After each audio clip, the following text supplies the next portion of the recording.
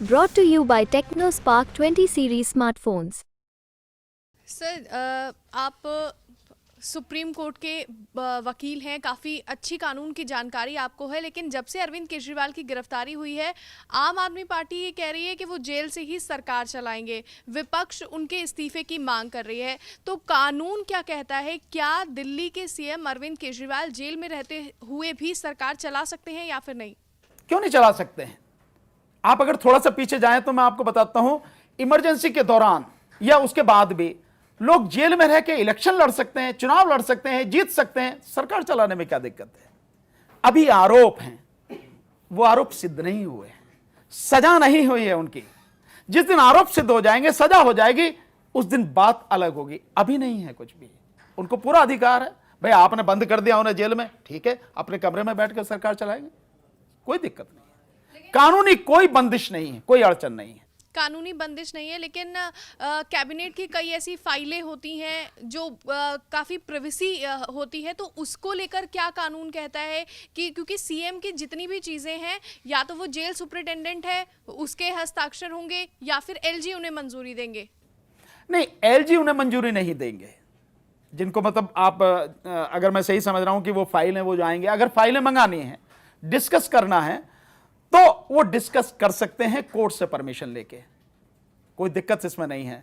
बाकी जो डिस्कस करने के बाद जो भी कुछ होना है वो तो ऑन पेपर ही होगा, और फिर जैसी प्रक्रिया है कि वो एलजी साहब के पास भेजी जाएगी, उसको देखेंगे। पर किसी तरह की इसमें कोई कानूनी बंदिश नहीं, कोई दिक्कत नहीं है।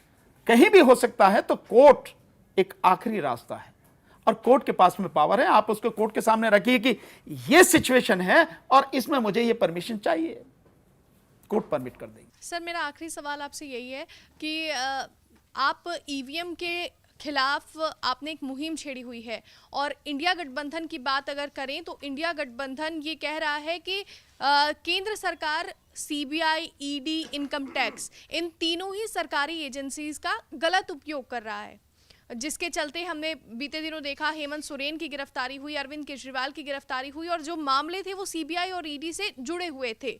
उसे लेकर आपके क्या विचार हैं?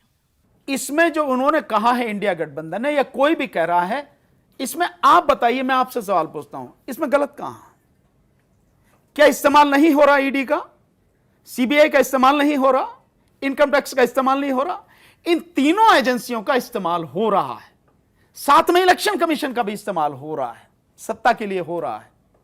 वहां रेड पड़ती है और उसके बाद में वो व्यक्ति अगर बीजेपी में शामिल हो गया, सारी कहानी खत्म। और जब तक यह संभावना रहती है कि हां इस पर और दबाव बनाया जाए, तो ईडी भी, सीबीआई भी बाकायदा घेरे रखते हैं।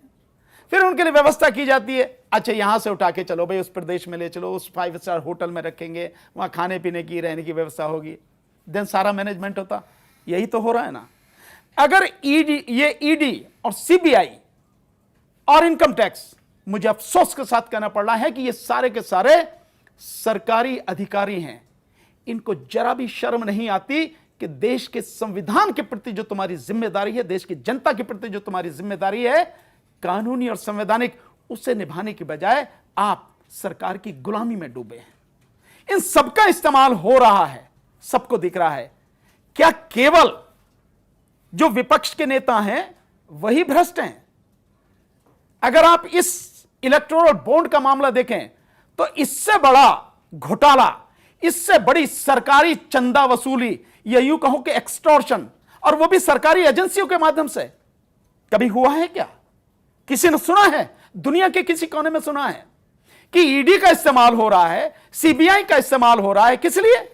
कंपनियों को, जिनका ये कंपनी है जो भ्रष्ट कंपनी है, अगर भ्रष्टाचार में डूबी हुई कंपनी है, कानून का उल्लंघन कर रही है, तो आप उनके खिलाफ कानूनी कार्रवाई कीजिए ना, उठाइए, उनको जेल में भेजिए, आप अरेस्ट कीजिए, जो सारी चीजें इनके खिलाफ कर रहे हैं। पर आप उनके साथ ईडी के रेड मारते हैं, सीबीआई के रेड मारते हैं, फिर उससे कहते हैं इलेक्टोरल बॉन्ड खरीद, वो इलेक्टोरल बॉन्ड खरीदता, फिर उसको धंधा देते हैं आप, देन उस धंधे में भी कमीशन जो सबके सामने नहीं आ रहा, आएगा भी नहीं। सो ये जो चंदे और धंधे का काम चल रहा है, इनका इस्तेमाल हो रहा है, इससे बुरी स्थिति देश के लिए क्या होगी?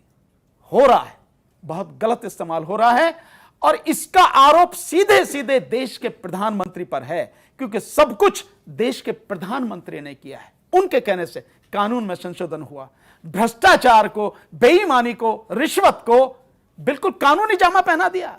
और अभी तो ये एक ही खुला है इलेक्टोरल बॉन्ड, अभी तो बाकी जो खुलना है, जो आपका पीएम केयर फंड है और जो चीजें खुलेंगे, आप देखिए कि कितना बड़ा घोटाला होगा।